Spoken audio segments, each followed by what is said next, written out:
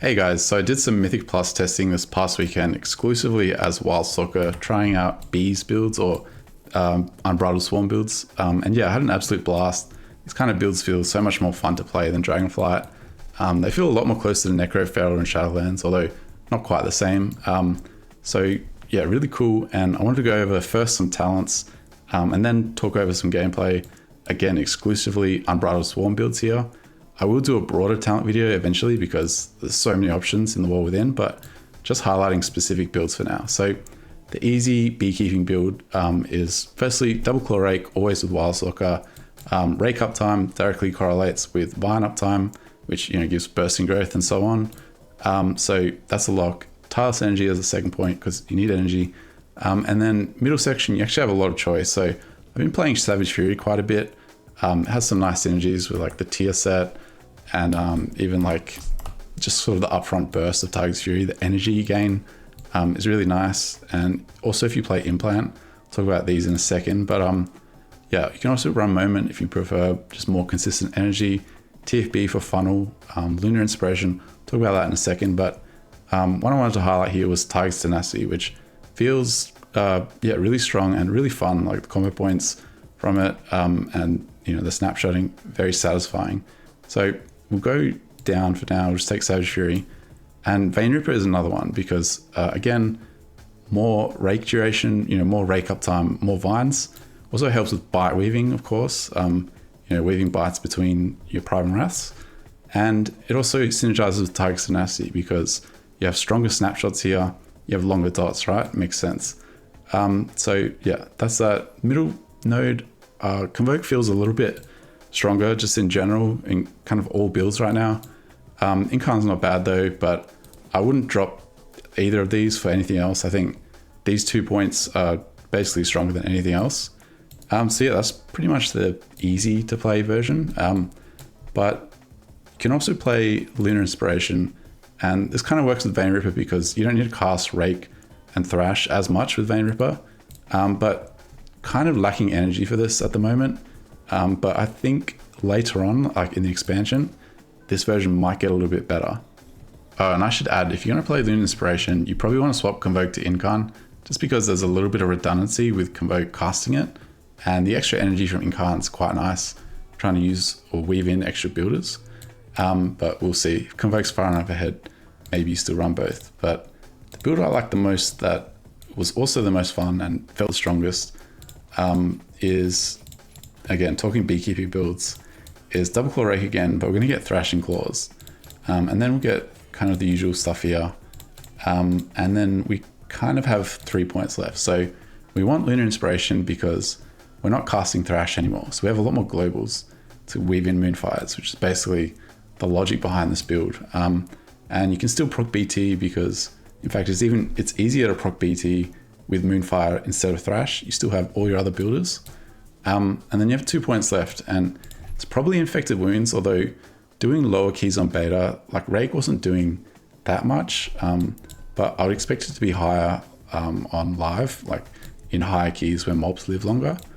And then kind of the last point is either Berserk Frenzy, which you take if you want burst, if you're running like a 2-minute on-use trinket. But otherwise, Savage Fury feels really good because you don't have energy here, and you do save some energy because you don't need to cast Thrash, right? And Thrash is expensive, when you don't clear cast it. And you do save a little bit of energy because LI is cheap, and you're weaving a lot of Lunar Inspiration. It's only 30 energy. So it's not like terrible with energy, but this is quite useful, I found. So moving on, want Rip and Tear this time because we're not casting Thrash, so a portion of Vein Ripper's value is lost. So yeah, Apex, the usual. Incarn here because Lunar Inspiration, and yeah, basically the same as before. Line Strength is probably good as well if you really prefer to play that. Wouldn't stress too much about BT, but it is easier to proc BT with LI, or this build in general. So yeah, that's basically the logic. Over here we get more vines and more vine duration just because we have Swarm's amping vine damage, so we'd rather, more vine damage. I knew I'd forget something. So no Moment of Clarity with this build because we're not casting Thrash, and Thrash gets a lot of value from clear casting because it's 40 energy and also the snapshot with clear casting. So going over some snippets of gameplay with this Bees Thrashing Claws LI build. 2 target here, really good for Moonfire obviously. This 2 stack of Swarm, I'm going to refresh that to 5 because that's the most efficient refresh you can do, 2 to a 5. But here my Tiger's Fury is about to fall off, so I'm going to last second refresh my Primal Wrath to snapshot because that's a mechanic again, which is awesome. But yeah, this pack is dead. Next pack, priority target, big guy. Doesn't matter if Tiger's Fury isn't up, you can basically set up all your bleeds. You can get a Primal Wrath running just so you can pandemic it, so a longer Primal Wrath next time, then weave a bite off that. But here I Incarn, and I just used my last BT charge. I had Apex proc, so just hit 8 combo points with Incarn up. So I need to proc BT, right? And one little trick with procking BT in Incarn, same with in Berserk, is you want to clear your combo points, because if you're at high combo points and you're trying to do your 3 builders, you don't have to be weaving too many finishes where you might not have the GCDs or the energy. So what I do here is I bite and bite again instantly. Even though it's a 4 combo point bite, it's cleared my combo points. So now what I can do is builder, builder, finisher, builder, and it's that easy. If you're trying to proc BT when you're at right now like 6 combo points, it's going to be hard, right? You can do it if you have enough energy, but it's really tight. So that's a little trick. So just rewinding this clip because there's a couple of things I forgot. Firstly, with the sort of new BT charge thing, let's pretend this is AoE, right? If we were still running Primal Wrath to everyone wins, we have no choice but to just override our sort of snapshot here, right? Until we proc Blood Talons. But now, again, pretending it's AoE, we weave these bites until we proc Blood Talons, and once we've got it, then we can refresh our rip. The other thing is, and this is true for live as well, if this mob, it's not going to live very long, right? And doing 5 combo point rip is going to be wasteful. So what you can do is just Primal Wrath, because it does direct damage, especially now that it's been buffed, and especially with bees as well, which amps that direct hit. So if you're not doing that already, that's something you can do. The other thing is with Thrashing Claws, you want to take Thrash off your bar initially, because you're going to be confused. You're going to press Thrash by mistake. So unbind it. But once you get used to the build, you want to put it back on like I did, because little situations like this where the pack dies and then I Brutal Slash Thrash to proc Blood Talons, so I can go into the next pack with 3 BT charges. If you don't have Thrash bound, you can't do that. But yeah, that's the only situation you actually want to press Thrash with Thrashing Claws. So next up we have the first boss here, and with your Wildstalker opener you get this buff called Strategic Infusion. It's in the Wildstalker tree, it gives crit to your Rake, Brutal Slash and Shred after you come out of stealth or after you use Tiger's Fury.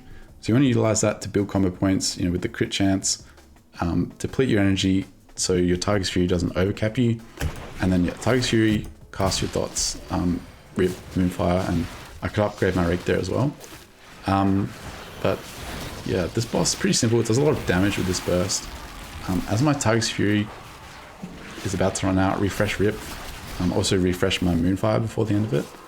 It has these little ads, like 2 come out either side. I don't know if it's worth even going over to them. I'm not, I don't know the boss mechanics very well, so don't listen to me for boss mechanics, but DK Grissom, but I don't know if it's worth. I just kind of go back to the boss here. With my Tiger's Fury, refresh all my dots. Incarn will be up soon, but I'm going to hold it until the next Tiger's Fury, because obviously you want Tiger's Fury up with your CDs. But yeah, kind of Rip wasn't at a good time to refresh last second there. Would have clipped it too much, wasted too much duration, so I'm just going to let it tick down here. Don't refresh it because it's obviously weaker. And then good opportunity to kind of go between the boss and the ads to Primal Wrath a bit until Tiger's Fury's back up, and then Incarn, just going to sit on the boss here. But I think we wipe here in a second, but again here, Tiger's Fury's about to run out, refresh Rip, refresh where you can, use all your Brutal Slash charges inside of Tiger's Fury obviously. I think the heal's dead, and then go to regrowth myself, but I don't have mouse over bound on beta. So with bees, to get a colony going, if you just wiped or whatever, what you want to do, so you cast Swarm on CD straight away, then when it comes up again, like here, you want to make sure you swarm whoever that swarm has landed on. it started at 3, now it's at 1. So you want to refresh that to 4. And now your colony can sort of start sustaining itself. Ideally, you want to refresh it one more time, then you're absolutely chilling. But it's really kind of overblown, like how punishing wiping or deaths are. It only takes like 2 to 3 swarm casts to get your colony going. So what I'm going to do here is I'm going to try to refresh that swarm one more time. I think there's a... so this guy's a 2 stack. So I want to refresh that to a 5. And now, absolutely chilling. I'm just going to refresh it instantly. I'm not going to wait till the duration's lower. I'm not trying to maximize uptime. I'm trying to send on CD to get the colony rolling, because once you get your colony going, it just sustains itself. And yeah, from this point, you can just kind of throw your swarm on whoever. You can still optimize it a bit, but really just sending on CD at this point is fine, because yeah, you basically have a colony going. Like here, 2 4 stacks. So this next boss start at high combo points, so I'm going to rake and then bite instantly to deplete those combo points, deplete some energy, build with Shred, Brutal Slash, Tiger's Fury, Rip, Moonfire. With Tiger's Tenacity, with the 15-second Tiger's Fury, if you refresh your dots at the start of Tiger's Fury, means you can refresh them at the end. And that's what I do here. Refresh Rip, refresh Moonfire, try to use all my Brutal Slash charges, and then there's a little lull until the next Tiger's Fury, basically. These ads come out. I'm just going to individually rip this guy, because by Primal Wrath, I'm going to overwrite the boss's snapshot with something weaker. But yeah, with this fight, you want to run into this circle. Tiger's Fury comes up, I can just Primal Wrath again, weave bites for the energy. Here I dip out of the circle for like a quarter of a second, get this nasty dot, die, all of us DPS die, but that's basically that fight. Moving on, so yeah, this pack, big guy, lots of little guys, just funneling, not even going to target them. A lot of Apex procs, moonfiring him and so on, getting extra combat points with your Brutal Slashes on all those targets. So yeah, really nice damage profile, I'd say, with this build. So last boss, I make a little mistake here. I Moonfire on pull when I should have just Shredded and Brutal Slash. It's not a big deal, but it means I'm going to have to refresh my Moonfire here quite early for BT, which is wasting quite a lot of duration, because refreshing when it's still got 8 seconds left, a little bit inefficient. The other thing is, because I've now refreshed that in the middle of Tiger's Fury, at a full pandemic duration, it's not going to be worth refreshing now at the end of Tiger's Fury. So that means my next Moonfire, once this expires, is going to be without Tiger's Fury, which again isn't a huge deal, but a bit inefficient on pull, sort of clipping that duration, and also a little bit inefficient here because I can't snapshot my next Moonfire. But yeah, last second of Tiger's Fury, refresh Rip, almost didn't make it, a little bit tight there. This boss, these like blobs come, kill the blobs, they drop these puddles, then the boss does this suck mechanic. It's about to do, I think. Yeah, so boss sucks you in, you want to get in one of these pools, you can only take one each, so don't steal people's pools. Once it's over, you can CC these mobs, you can shapeshift out of it. Here I got a B-res right at the end of Tiger's Fury, so a little bit annoying like having to do that. Can't like refresh things, but it is what it is. About to make a mistake in a second. So here, I know my next rip, like it's going to be without Tiger's Fury. So what I should have done is like a lower combo point rip just to sort of cover that gap. Or I should have just waited, because here it's only 3 seconds. Could have just, weaved the bite in, then, refreshed rip. But what I do is I refresh rip there, and then I make another mistake. Tiger's Fury, and then I refresh rip again to snapshot it. So this is really bad, not only because it's inefficient casting rip twice in a row, but what I should have done is, weave the bite in, let rip tick down a little bit, and then refresh my rip in the middle of Tiger's Fury, just so it covers covers the gap between rip duration and Tiger's Fury's cooldown, right? So because this is such a long rip, it's not going to be worth refreshing at the end of Tiger's Fury, because you're wasting so much duration, really inefficient, right?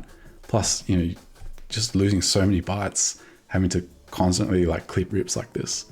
So this 5 second difference means either rip's going to be down for 5 seconds, or I'm going to have to use a non-Tiger's Fury rip. So in the kind of same dilemma. So yeah, simple TLDR, like don't get too confused by this. this is like real min-maxy stuff, but the easiest way to sort of think about this is just don't rip twice in a row. Let it tick down a little bit, and then sort of snapshot